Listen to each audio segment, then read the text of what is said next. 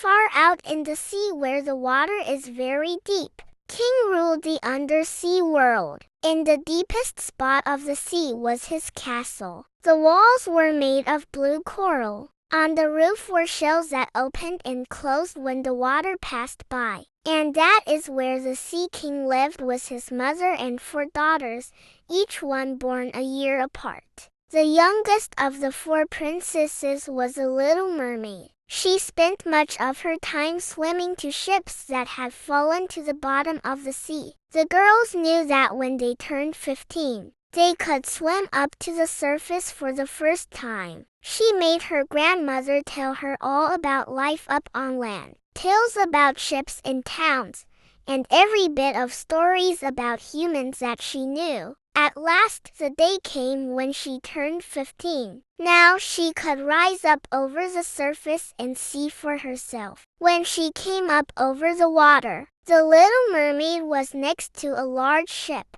On the ship, beautiful music was playing. Sailors were dancing on the deck. They were having a fun time. A handsome young man stepped out on the deck. When he did, 100 rockets rose in the air. The party was for him. Was it his birthday? She swam closer. The men all seemed to like that young man. When he spoke, the sailors would laugh. Sometimes they patted him on his back in joy. Once that made his crown fall off. The men laughed and picked it up. A crown, said the little mermaid. He must be a prince. Suddenly, it became very dark and the wind picked up. A strong rainstorm hit. The poor ship started to tip on the rough waves. It was so dark that the little mermaid could see nothing. Then lightning lit up the sky, and she could see the young prince on the deck. He seemed to be the only one still there. He was working hard to keep the ship afloat. But then all at once, the waves got very high, and the ship started to tip over. The prince was flung to the side of the ship and thrown overboard. Down into the sea he fell. He dropped very fast. What the little mermaid to do? She knew that human beings cannot live under the water. She dove deep and fast. Then she swam up to the surface as fast as she could. At last she could pull his head above the water. By the morning, the storm had passed. From far off the little mermaid saw tops of hills. Land,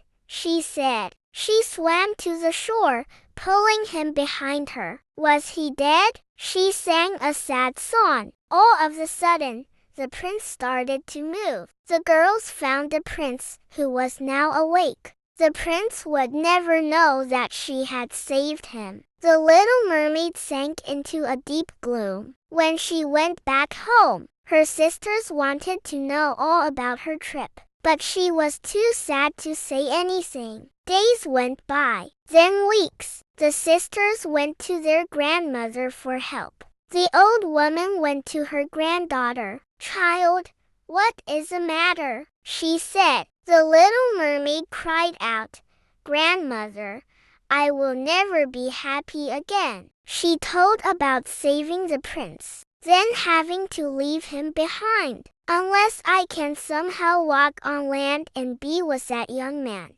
I will be sad for the rest of my days."